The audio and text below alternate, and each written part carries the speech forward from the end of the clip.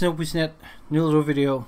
This one will be a little bit different than what people are used to, and again, I've been kind of thinking about doing it and almost like dreading to do it, but I feel it's in my ethics. I feel I need to do that, and I did a video like this in the past, and I'll have the link of it. And because it's a subject that keeps coming back, the expertise in some of people's video, and especially in the medical field. And again, the reason I'm doing this is not because I want everybody to agree with me or this and I want everybody to believe what I'm saying and stuff, and that what I'm saying is the only way and one way only. I always welcome a good discussion and disagreement, because that's how you learn new stuff and things like that. Obviously, but the discussion always have to be well supported and backed up by at least, if you can, some research and things.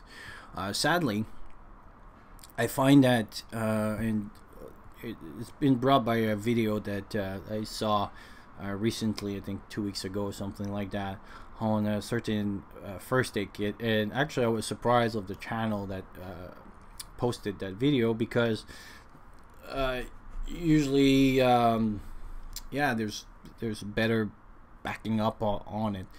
And this time, like, I was really surprised about this kit being there, because this kit, it doesn't hold what it's supposed to say, and I'll talk a little bit about it, and I'll have the link down of the kit I'm talking about. And why I want to try to do this, and again, it's not for me, because when things goes bad, I'll know what to do. That's what I do. That's why I preach. That's why I study. That's why I buy. So when I tell you to use X, is because I've used X. I have experience with X, and I've read, and X was whatever it was. The problem that I find a lot with first aid, in the medical field, in particular related to preparedness, is that we're not able to do checking things like we would be able to do with a knife. You know, like we see a lot of video knife where people, you know, just beat the crap out of a knife. You're like, oh, okay, the knife holds up on what it claims to be holding up. Problem with the first aid kit is how do you test that? You know, like, are you gonna take your neighbor and open his belly to see if your kit would that? No. So basically, you have to go more into table topic, as in using my experience and what I've read in the literature. Is it able to do what I'm supposed to do? And this is where I'm literally, my pressure goes up when I see stuff like this, is because I find, just like in the past, and yes, I'm talking about the original cure hole and true snake oils proof people, and that's been doing, they cannot back their claim. And sometimes I feel, because if I'm able to do it part-time with a job, and it's not my main thing, it's more from a hobby for me, a group that is go talks on radio shows and go conference and stuff, how come me that just do it on the side, I'm able to get better information than people that are dedicated to this, that wants to be called expert, and then when they put up a kit or something like this, how come they are not able to read the material that I read?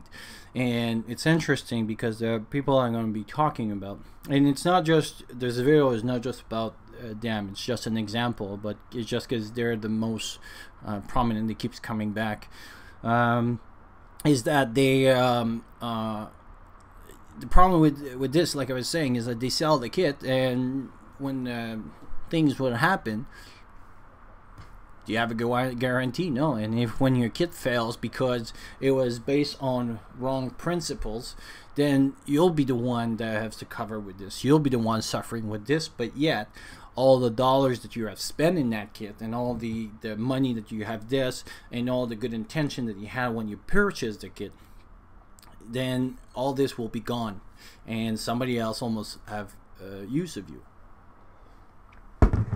And again, not because and I just talked about that in the past, but not because a video or a group or something has like 115,000 views and 60 thumbs up on the video makes it true. Doesn't mean that, it just means it's popular. And sadly, sometimes to go against popular belief is the better way to go, because sometimes popular belief are the wrong beliefs. For example, when I did my video on antibiotics using the fish oil, fish antibiotics, it's a very prominent belief. Everybody's buying this stuff, but should we? I'm not saying we shouldn't, but it's like maybe we should have a better discussion about it, because I brought some very points that nobody so far has denied or brought back, say, no, it's not true. The ones that always say, well, no, it's a last resort. Well, Tic Tac can be a last resort, and does that mean that I should resort on Tic Tacs for antibiotics versus the other ones? I mean, it not because it's a last resort that mean that you should have the wrong thing. It should be the opposite way. If it's going to be the last resort, I should have something that is bulletproof, and I know that if I rely on it, will work. So this is kind of my rant in my video about that stuff and everything. And basically, the two people I'm talking about is mostly the Dr. Bones and Nurse Amy, and the recent kit that they said, like I said, I'll have the kit, and it's an example, but it's a recurrent theme with them. I've reviewed one of their books because everybody was glaring about it, so oh fine, I took this, and I have that on my channel if you want to see. But the book was, I had to stop reading it 3/4 of it because my pressure kept going up because of the numbers that was just like the information that was there, and the claims that they was supposed to be done was absolutely not true. And even some of the treatment they were recommending was dangerous, like literally they would have killed you if you would have done that. So sadly, because they put a nice title to it and stuff, it seems like it's a book that gets sales and stuff.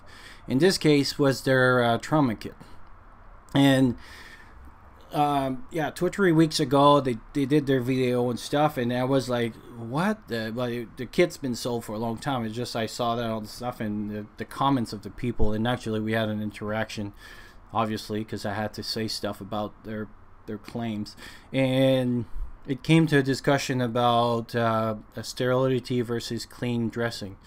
And one time the argument was no protocols would say whatever and stuff.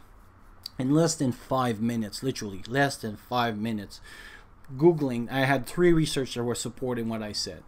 Less than 5 minutes. So when you support something, like I said, okay, I could be wrong, I check, boom, 3 research. So why can people not do this? And their kits that they're selling, and people are like, oh, raving about their kit, has a lot of weakness into it. It's bigger than and here is compare it to the ITS kit, which those guys are not medically trained. They're not what there is, but they use recommendation, and again, you'll have the link down. They use recommendation of that support what the purpose they put those things in, and it almost dislodge all the component of the video that the Nurse Amy did.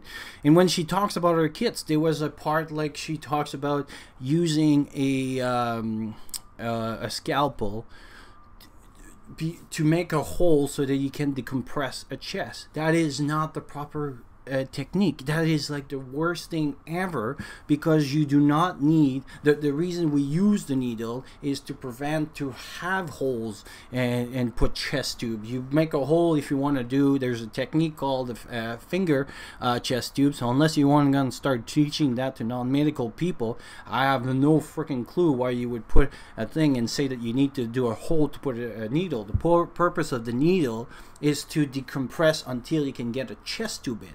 So already there. And then I was looking at their kit again. They include a CPR kit.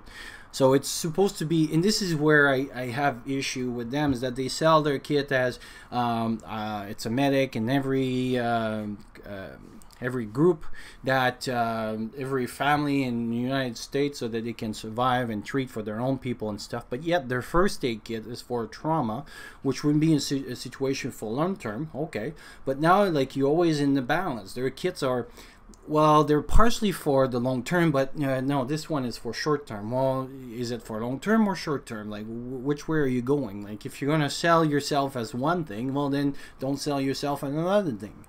And to say that there's and I see their backlash a lot of time, the groups like wilderness medicine course and stuff, as, oh no, those courses are not as good enough as our course to teach us how to, because they're always about transport and stuff. But when I read their book, like the first one of the video when I did this stuff, that's what I did. I checked against a wilderness course, and there was more information in the wilderness course in the book than there was in their book. So you cannot go back and forth on the other side. Also, another thing, when they were talking about their first aid kit, she was claiming how much sterility versus cleanness and trauma and everything, and how good it is. Yet, if you look at it closely on their first aid kit, she has like clamp for clamping vessels, which I wouldn't even do that. And I mean, they do recommend sometimes, but it's like, it's in the battlefield, so they keep mixing their stuff. But not only that, is that those things that I'm supposed to clamp an artery are outside the first aid kit. Is there a place where you can get even more non-sterile stuff than outside the first aid kit? And yet, it's going to be the most invasive procedure you would have to do. You would go inside. But yet, we'll have a big discussion that the first aid gauze and you need to apply on those things have to be sterile, and there's only sterile and everything. So, even most of the time when they do any of their claims, is it's unsupported, and it's back and forth, and they seem to be mixing 10s or 20 things different. And I have nothing against personally them. I mean,